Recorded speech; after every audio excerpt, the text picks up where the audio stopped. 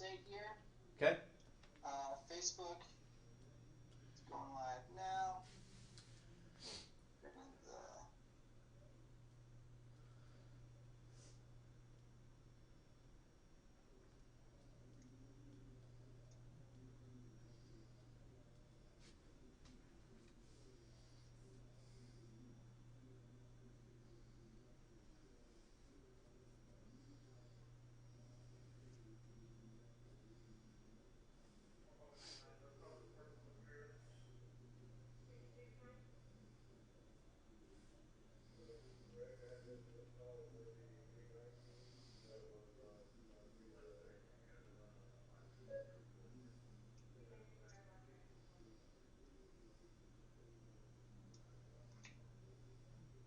And, Station 2 is Coffee New York. A late ad for anyone who might be interested. In CBS News Top 5, we have Virginia Governor Northam speaking now. I'll go live, but And it is available for streaming. cool, there it is. Alright, live on Facebook. Okay.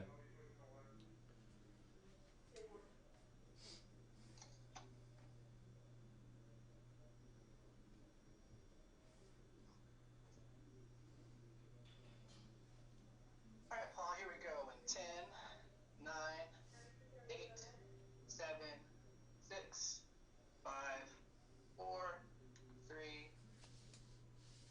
And good afternoon. How are you doing? Welcome to Ken's 5. This is meteorologist Paul Mireles, and we've got Cloudy with a chance for learning. I know you've been tuning in.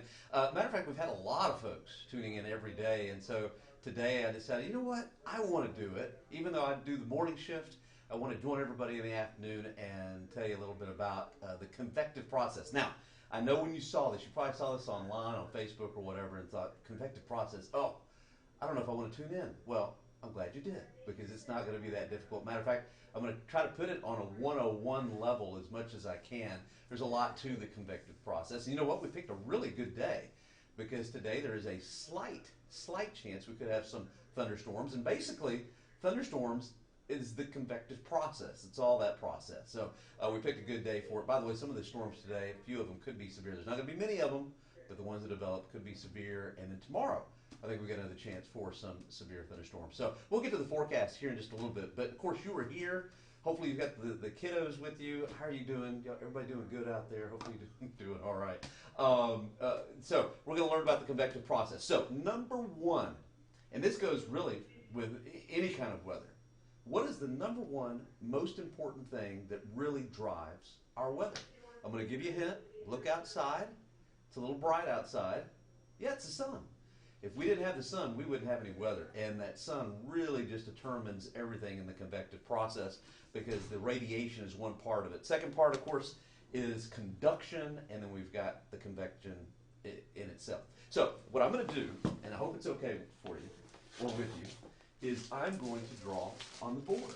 And, you know, some people like to make really cool graphics and things like that. Well, I'm going to show my age a little bit.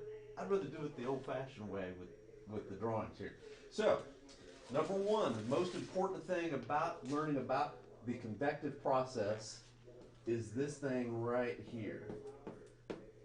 That is the sun. I don't know if it shows up very well. Hopefully it will. There you go. So we got the sun up here, right? Okay. Now, we've got the land. Let's draw the land here. We've got the ground.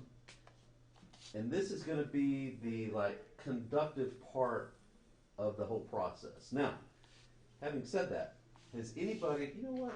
That glare is really bad, isn't it? Let's see. Let me turn it like that. Does that make it better? How does it make it worse? Maybe that, well, tell you what, we're going to leave it. We'll leave it like that. Hopefully it'll show up some. Okay, so the conductive part of this. Have you ever been on a playground and you put your hand on like a swing set or a car even, and it's really hot? Well, what is going on with the sun is it shines down, and that radiation just warms up that ground, and that ground stores it up, and that is what we call conduction. So, okay, now we've got the last part of this whole process, and this are clouds. Okay, so what happens is you get the sun shining down, and this is shortwave radiation. You can't see it, but it shines down and it goes right through the atmosphere, right through the clouds, and the ground just absorbs that radiation. And then what it does is it sends it back up. It's kind of long wave radiation, okay? So very fancy. You can't see into this whole process, but believe me, you've got to know about this because it won't work otherwise. So now I got one question I've got to ask you about this. Now you've got, what is this? What does that look like? It's an airplane. So we got airplane flying way up high, and of course this is the ground this is the ground down here.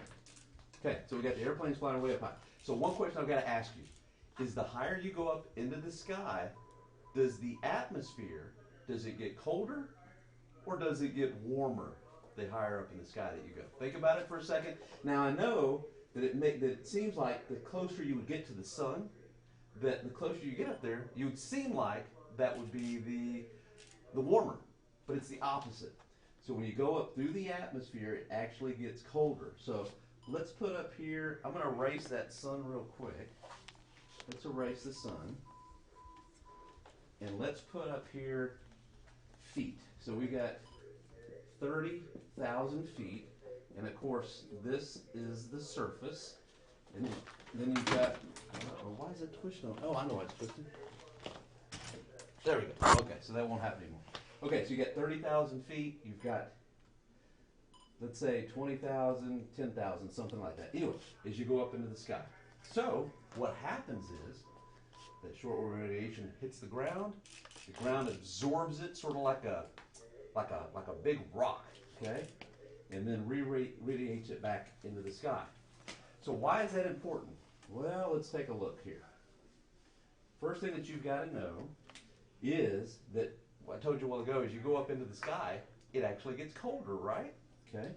So let's say that you've got a surface temperature of, let's say it's 90 degrees Fahrenheit, okay?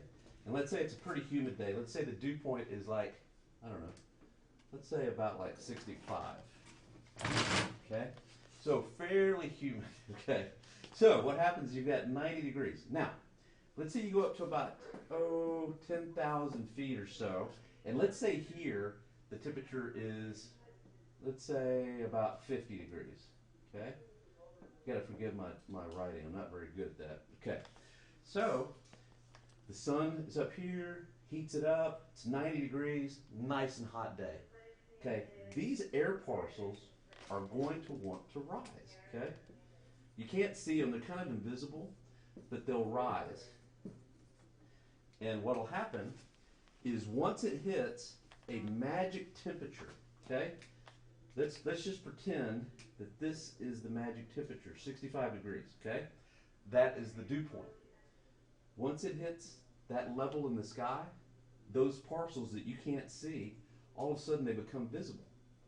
And at first, they'll make just a little cloud like that. Once it hits that line in the sky, way up high, about, I don't know, let's just say 8,000 feet for this instance. Okay, so you got these little bitty clouds that develop and they form.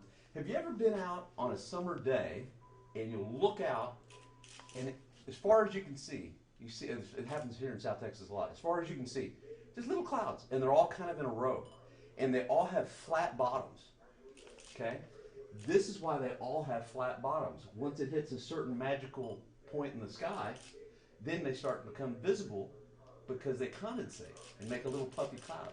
So you'll see them, they all have those little flat bottoms and the tops have got look like little broccolis out there. Well, that's the process and why that happens. Okay. So if this process continues, well, the clouds will get bigger and they'll get bigger and then eventually they'll create a thunderstorm. So you may be asking yourself right now, okay, well, when does it stop? Whenever it hits the same temperature as what's inside the clouds, because remember, inside this cloud, it's warmer than it is outside of the cloud. So as it rises, as long as it's warmer on the inside than it is on the outside, it will continue to rise. And if that continues, then you'll have a big thunderstorm, okay? So what does this remind you of? It kind of reminds you of a balloon. the balloon rises as long as it's warmer on the inside of that balloon. It will continue to rise to the atmosphere. So that's basically the convective process. And hopefully I didn't bore you too much with my drawings there or whatever, but hopefully you kind of learned something that, you know, you look up in a summer day and you see all those clouds that have those real flat bottoms and those tops like that. Well, that's why. And that air parcel will rise until it hits that certain level, and then it'll be visible. So, all right, that's just one little part there. Hopefully I didn't bore you too much. Stacia, do we have any questions so far? Yes, Roy wants to know if you hugged your wild hog trapper today. You know what? By the way, he sent us a neat picture of the sunrise this morning, and so that's why he's asking that. All right, so lots of people asking about the weather today, since about the weather today, and yeah, well, we'll get to the weather today in just a few minutes. Any other questions about what I went over just then? They're wanting to know about. It's really, you know, this convective process. It's really in depth, and it's hard to. The cloud floor. Okay. Oh, okay. Like they were saying, they always wondered about the cloud floor. Okay, so you learned something. See, the point was I wanted to teach you something that you've seen every day since you've been alive, and you're like, why do the clouds always look flat on the bottom and puffy on the top? That's why. So hopefully you walked away with that. So that's good. Any other questions really quick? I know everybody said you're doing a fantastic job. Oh. It's too hot to be April.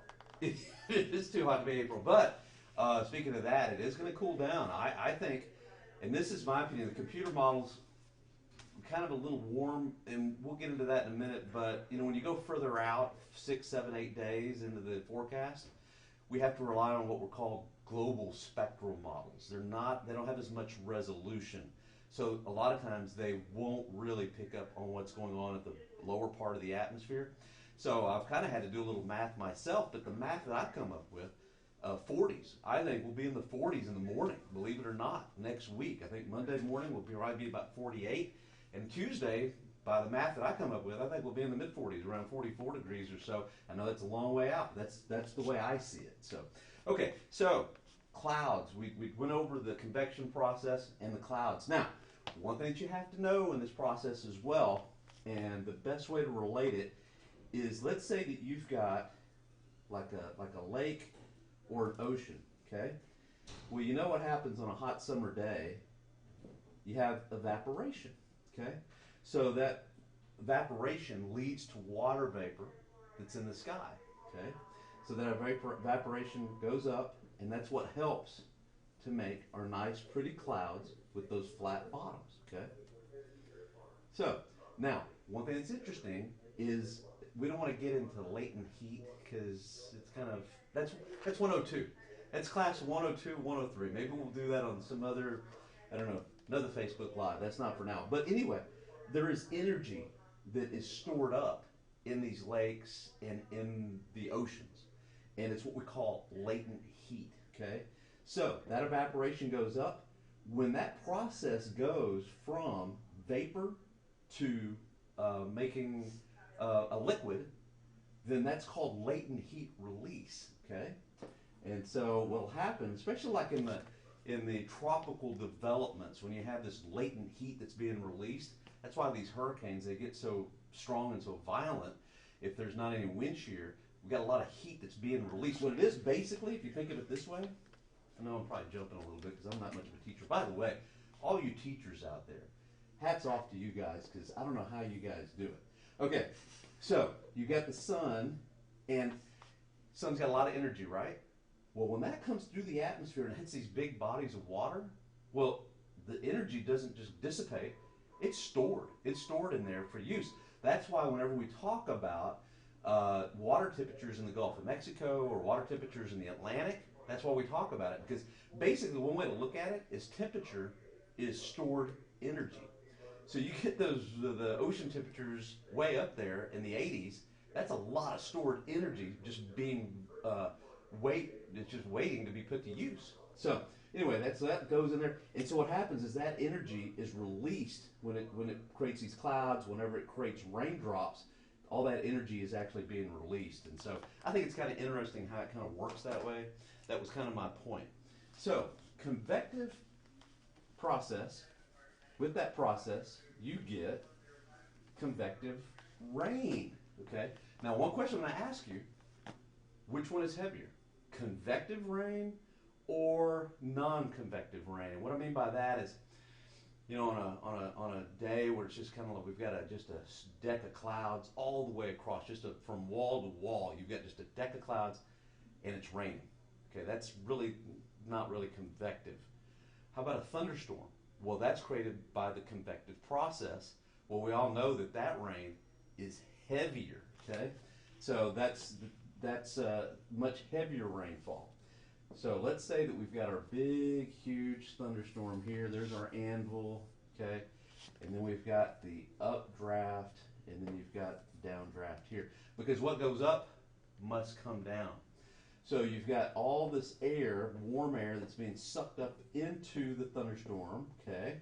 And by the way, why is wind shear important in the whole process? You know, because you heard us talk about what is wind shear anyway? Basically, wind shear, you have speed shear and you've got directional shear.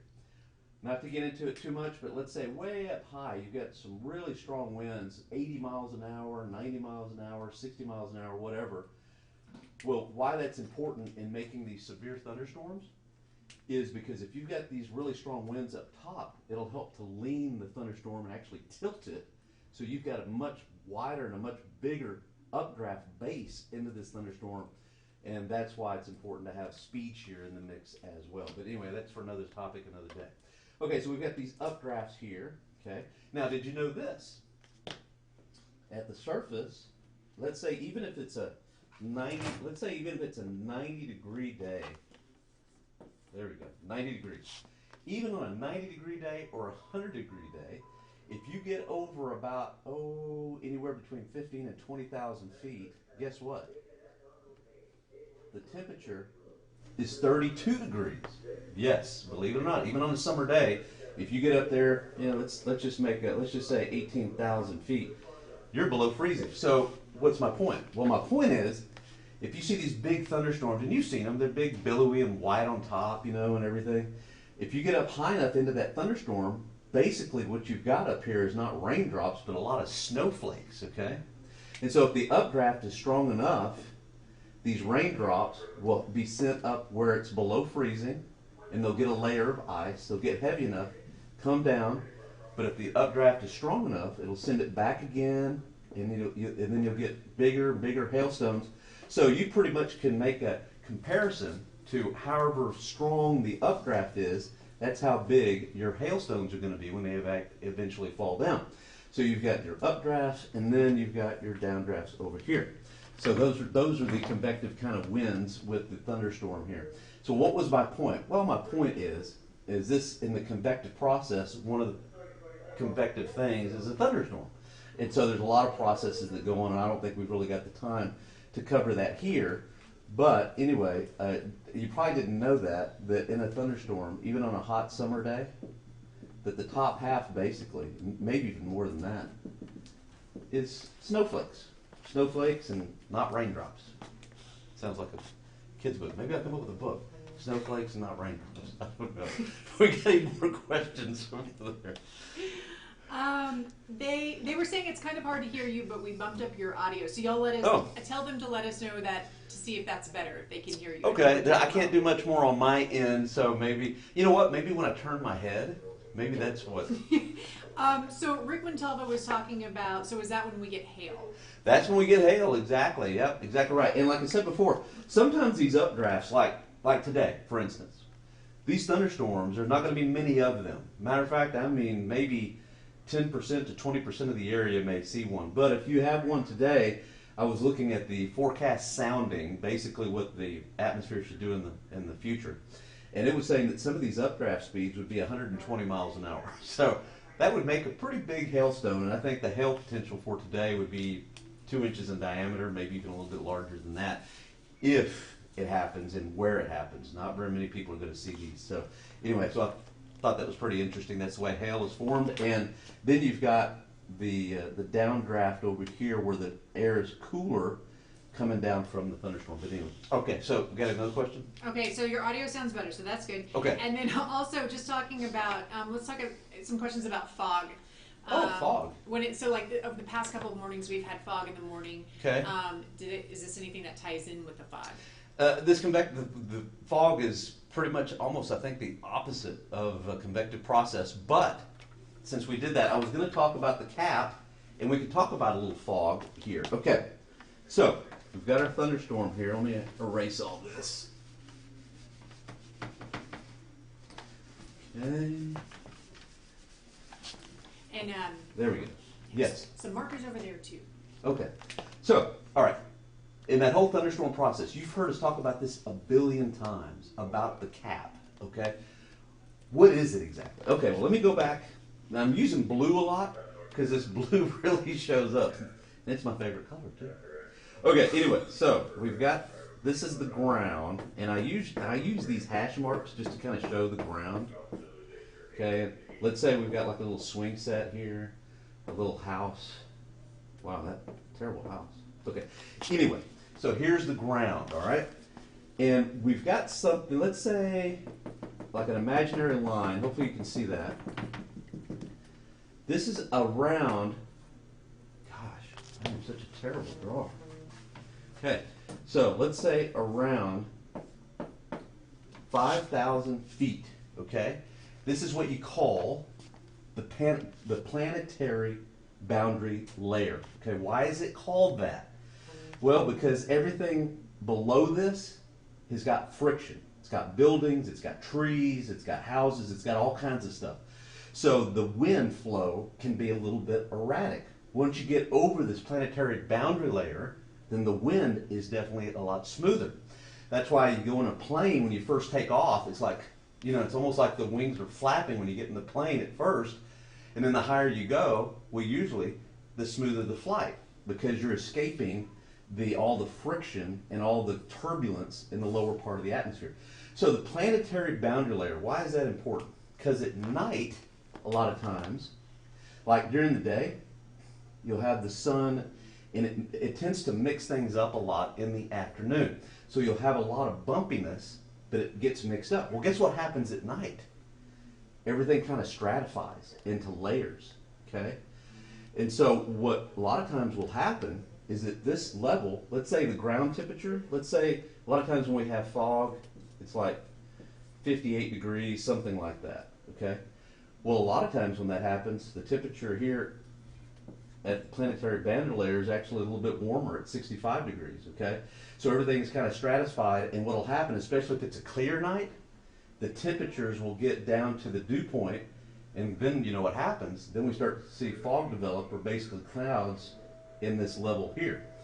And that's why a lot of times in the afternoon, the fog eventually will mix out with the heating of the day. The sun will shine down on the ground, and then things tend to move and start to lift again after being stratified all night. Okay, so where am I going with this as well? That's the fog process. But in the cap process, let's say that between 5,000 and 8,000 feet, let's say that in this layer here, let's say that the temperature is, I don't know, realistic, probably, let's say, on this particular day, let's say it's 80 degrees even, okay? And let's say here in the ground, we've warmed up to 90, okay? Well, if you've got a layer here that's 80 degrees, when you rise up into the sky, the temperature goes down. Like this parcel of air will rise, okay? But let's say that when it reaches here, that parcel, inside that parcel, is now 78 degrees. Well, we've got a real warm layer here at 80. You're not going anywhere. It's pretty much stopped it right there, okay? Because this layer is too warm. That's what we call the cap. So let's say that a upper level disturbance or something has come by that makes that layer cooler. Now this layer is cooled down from 80 to 75. Well, now you don't have a cap anymore. Now in here it is warmer, and it will continue to rise, and if the environment's right, then you'll have a big thunderstorm that'll blow up. But this is why we call this the cap, is a lot of times we'll get a flow off the deserts of Mexico in that level, and it'll pretty much put a lid on things. I don't care how unstable the atmosphere is. If this temperature inside this parcel is cooler than this level, it ain't going anywhere. Game is over, and that is the cap. Okay, a few more questions, and Susan wants to know, is the upper level cap, is that a layer in the atmosphere? okay, yeah. Upper level cap, it's something totally different. This is really kind of low to the ground, just above the planetary boundary layer at 5,000 to 8,000 feet. By the way, most of the time we talk about upper levels, it's like 30,000 feet. And sometimes thunderstorms can get up to 55, 60,000 feet. So we're talking about just right when these clouds get started, that's where this whole cap process is. And so that's why a lot of times here in South Texas, the cap will keep us from seeing thunderstorms because we get this real warm layer. And so in the summertime, you'll look out and you'll see a bunch of little clouds just all over the place with flat bottoms and puffy tops. But that's as far as it goes. It's because that layer is just too warm to support any kind of vertical development any further up. Okay. Hopefully, am I keeping it? Okay. Yeah, no, this is great. People are loving this, Paul. It says, for example, tonight we've got about a 20% chance of these storms. Right. Andrea wants to know, when it says By the a way, certain hi, percent. Yes, hello to everyone. When it says a certain percent of rain, what does that mean? Okay, certain percent of rain. Okay, in pretty much the way I do it in the summer. In the summer, it's more of a. It finally fell. I knew it was going to happen, and it finally fell. Pardon me, hang in there. Pardon me 1 second.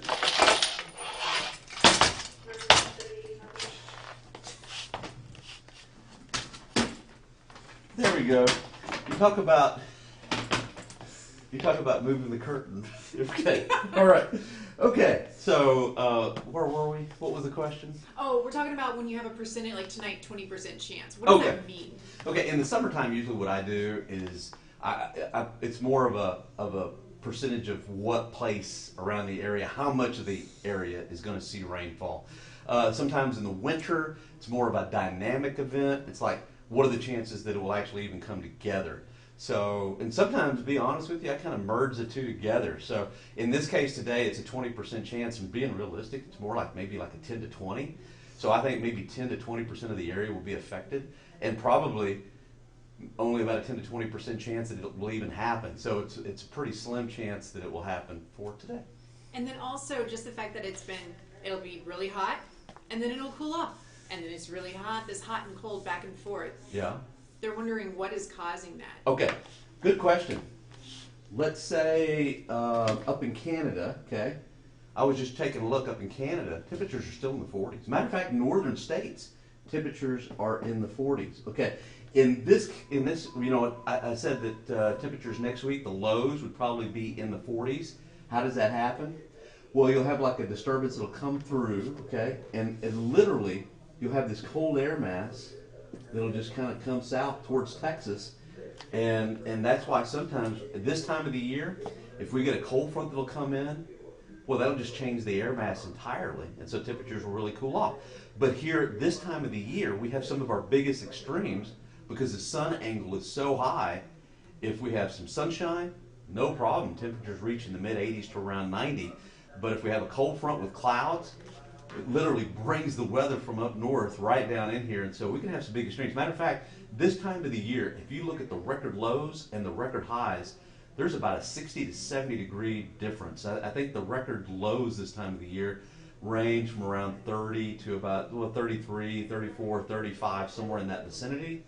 But the record highs can be in the mid-90s this time of the year. So real big fluctuation in March and in April. Now, because we all know, once we get into May and June, well, things tend to get a little bit normal, and then every day is basically the same, with lows in the 70s and high temperatures in the 90s, basically, and then you don't have these cold fronts that are as effective.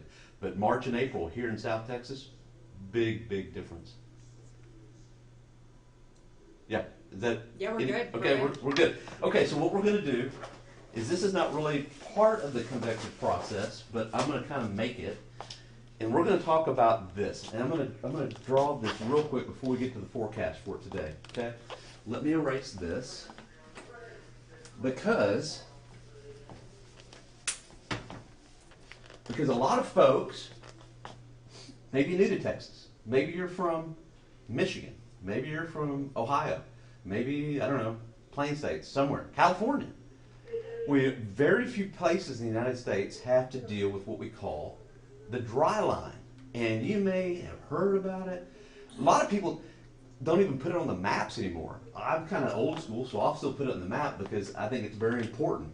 What is the dry line exactly? Okay? Well, let's see here. We got...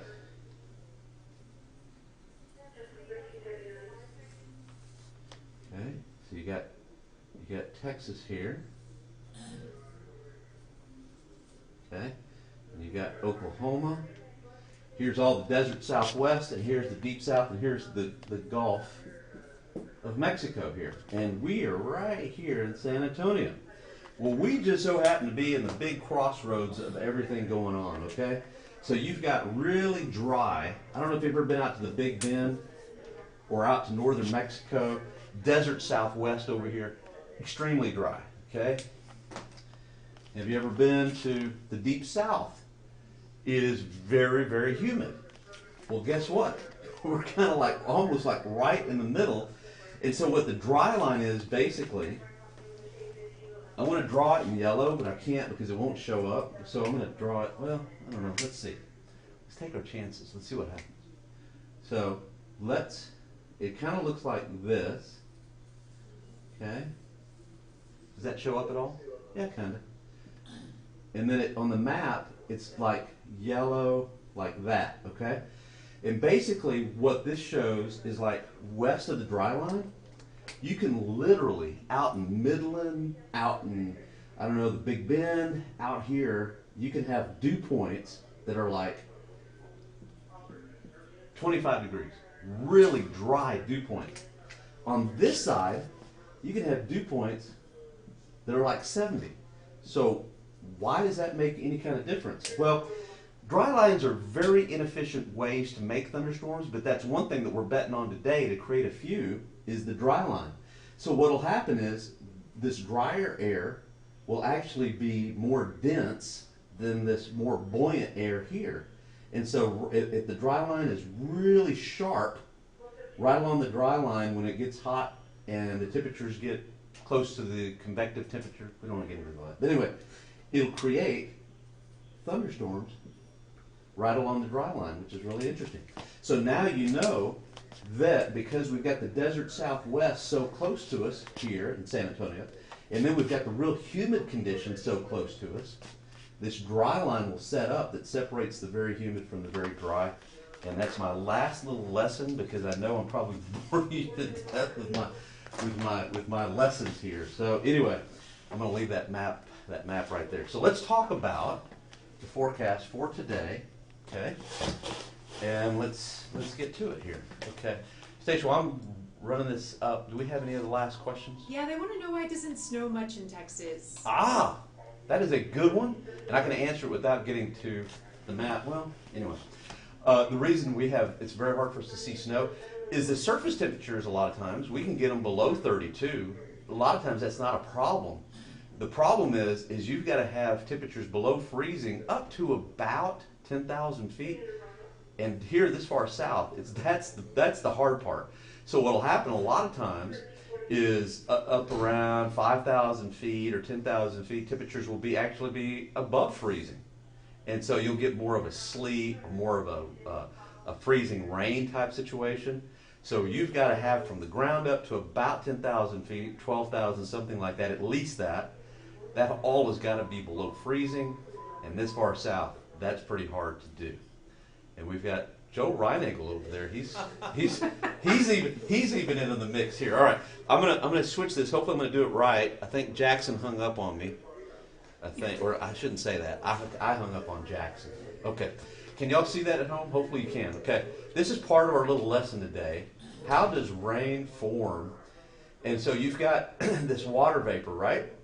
I talked about that, and I talked about all the latent heat and stuff that's kind of boring stuff. But anyway, so you've got this water vapor, and this water vapor comes from sources like the Gulf of Mexico, from lakes, things like that, okay? So that water vapor will go up into the sky, okay? And it'll hit a certain line that I talked about, okay? We covered this. It'll hit a certain line in the atmosphere, and it'll make it condense. It'll basically hit the dew point, and it'll condense into clouds.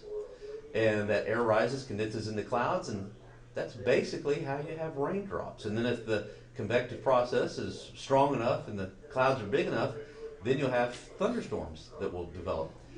Or it'll develop, and then you'll have maybe potentially hail and things like that. And how does a radar work? Well, the beam is sent out from the radar dome. It hits a hydrometer, basically a raindrop, and it's sent back to the radar, and that's basically how that works. And hail sizes, okay, you've got different hail sizes. Wish we had a chart that we could give out, because a lot of times folks will say, oh, it was this size or that size or whatever. Well, anyway, you've got around here, a lot of times, most common is peas, dimes, sometimes quarters, and very rarely will we have hen eggs, limes, tennis balls, and you definitely don't want to have baseballs, softballs, and grapefruit size. Now, if you're wondering, when we talk about severe thunderstorm, at your house, the wind could be blowing really hard, and you could have hail the size of dimes. Well, that doesn't mean you've got a severe thunderstorm. According to the National Weather Service, a severe thunderstorm, the hail has to be over 0.88, almost about an inch, which is pretty close to a quarter. Okay, so if you've got hail the size of a quarter, then that's severe. Also, you've got to have winds that are gusting over 58 miles an hour, 60 miles an hour. Now that is a severe thunderstorm. And here's the uncommon. It's uncommon to have hail up to the size of quarters. It's rare to have golf balls, hen eggs, and tennis balls around the area, and then very rare to have baseballs, softballs, and grapefruits and bigger than that. Okay, so anyway, I love the graphic there. Isn't that nice? It's nice. I think Stacia Wilson came up with that graphic. All right, so okay, temperature outside. It's 87 degrees here in the northwest side. And at Calaveras Lake, it is 84. We've got the little puffy clouds out there right now. It's kind of partly cloudy. Temperatures are going to warm up. I went with a high today of 90. What time is it right now? It is currently 1:46 in the afternoon. So we'll probably hit our high pretty close to around 5. We may actually hit above 90. We may hit 91, 92 for a high today. Just looking at the temperature outside right now, it's 87 already. So here's what's been going on. This is the it's missing. We don't want to use that. This is interesting though. I'm going to point this out. This is supposed to be our visible satellite imagery. When we go from one computer to the next, sometimes we lose things. I've got to point this out. Look at Bexar County. Look at Kendall County. None of that is actual rainfall. And you're asking yourself, well, why is it showing up? Why is it there if it's not actual rainfall? Because a lot of times, this is a composite radar. Not only are you seeing radar from New Braunfels, but you're seeing radar from Corpus Christi, seeing radar from Brackettville, which is out around Del Rio, also around Killeen. And if you go far enough, and I can almost promise you that stuff over Bexar County right there at 11 o'clock this morning was probably from the radar site out of Corpus Christi hitting clouds way up high. And because we've got a very humid day today, sometimes it shows up as rain showers when it's actually not. Now, that just south of Austin, that is a newly developed shower. I don't think there's any lightning associated with it, but I can just tell by the way it's shaped that is some rain right there. Okay, let's keep moving. Here we go. Okay, hey, we've got our dry line on the map that we talked about a while ago. We've got our dry line out there in West Texas, and that could be the focus of more shower and thunder shower development later on this afternoon. And boy, things are really warming up. What I find very interesting, though, is out at Midland, how they're not warmer. They're in the drier air out there. They should be a little bit warmer than 84 out in Midland. I'm not exactly sure what's going on there. But anyway, there's our dry line. That could be the focus of thunderstorms. Up in Billings, Montana, it's 37. Bismarck is 46. Minnesota, up in Minneapolis, it's 51. So that's where some of that cold air that's going to come in for next week, I think that's where it's going to be coming from Canada and also up in the northern plains. So let's take a look, closer look. This is just one computer model. I think this is the HRRR. It's a high-resolution computer model. Thunderstorms are forecast to develop later on this afternoon and this evening, primarily Austin back into the eastern hill country. Literally, one or two may develop like southern hill country back along 90 towards Uvalde. I'm not expecting many at all, but it's not going to take much. If one can develop today, they will be pretty severe because I'm expecting those updraft speeds to be about 120 miles an hour. I think the Cape today was like 3,500 joules, which that doesn't mean much to you. That means that we've got a lot of buoyancy in the atmosphere, and so these thunderstorms, once they pop, they'll just shoot up into the atmosphere, and that's what will give us the hail issues. Now, there won't be many of them, and it's going to be a small window between about 4 o'clock this afternoon and 9 o'clock this evening, and that's it. And that'll be it for us. Now, tomorrow morning, I'm expecting more fog to develop, and tomorrow I think we'll have more thunderstorms will develop, and guess what? I think those could be severe as well. So for today, this evening primarily, after 4 o'clock to around 8, 9 o'clock this evening, San Antonio is in the bullseye. Basically, it's Austin and San Antonio and surrounding counties that have a chance for some hail, and some of the hail could be heavy, could be pretty big, but the chances are going to be very slim of seeing any kind of activity. Again, that's what it looks like. Now tomorrow, this is interesting. The Storm Prediction Center has now put in a enhanced risk for areas just southeast of San Antonio, including Victoria, Goliad. This just came out around Lavaca County, mainly our eastern counties and southeastern counties. You're actually in an enhanced risk of severe storms. In the yellow is a slight risk, and in the green is a very slight risk in through the hill country. So it's not too often we see an enhanced risk. So tomorrow we've got a really good chance of seeing some large hail, some damaging winds, and could even see a few tornadoes, it looks like to me. So tomorrow, high in the mid-80s, good chance of seeing some severe storms, especially south and east. Friday, I think cooler with those northerly winds, low 58, high 68. And then as we head into Saturday, again, this is going to be really interesting on Saturday. We'll have a warm front that will come through. We could have some thunderstorms with that, and then we'll really warm up in the afternoon. After a low of 58, we'll get up to around 80, and then we've got a Pacific front that's going to come in and a good disturbance. I think some of the thunderstorms Saturday afternoon could be some big hailers as well, strong winds, maybe even a few tornadoes on Saturday. Best chances will probably be up towards the Dallas-Fort Worth area, but we'll have a chance as well. And then it works out just perfect for Easter Sunday. It'll be dry. It'll be breezy. Lows probably 58 to 60. High temperature 83. Couldn't ask for a better Easter Sunday. And then coming in from the north, really chilly air. I'm going to go with a low of 48 on Monday, kind of undercutting a lot of computer models, and highs only in the mid-60s. And that's with some sunshine. The afternoon may actually be a little warmer than what I'm showing, but anyway, breezy, cool, and I think Tuesday morning down to 44, but we'll rebound nicely, probably to the lower 70s on Tuesday. And so the Easter Bunny, as he hops around Sunday morning, we'll have a nice morning for it, but it will be breezy. Everybody says that they're going to keep watching because we have this potential severe weather on the way, and that they love you. So they're going to keep watching. Well, thank you so much. I would give you hugs, but we're in the COVID world right now, so how about just a air hug? Fist pump, right? Okay. Any other questions? They're just talking about how it's that 7 days up and down, up and down, up and down. That this time of the year we can see it like that, but embrace that because in about another month it'll be just very warm each and every day. So, all right. Well, hopefully I didn't bore you too much with my lesson today. Hopefully you enjoyed it, and we really appreciate you watching every day. We definitely appreciate you watching in the morning. And you know what? Coming up in just a little bit, you've got Station, you got Bill, you got Deborah, you got Joe, you got the whole bunch coming up, and also Aaron coming up as well, and Sharon too. So anyway, watch us. We appreciate it, and thanks so much. Have a great day.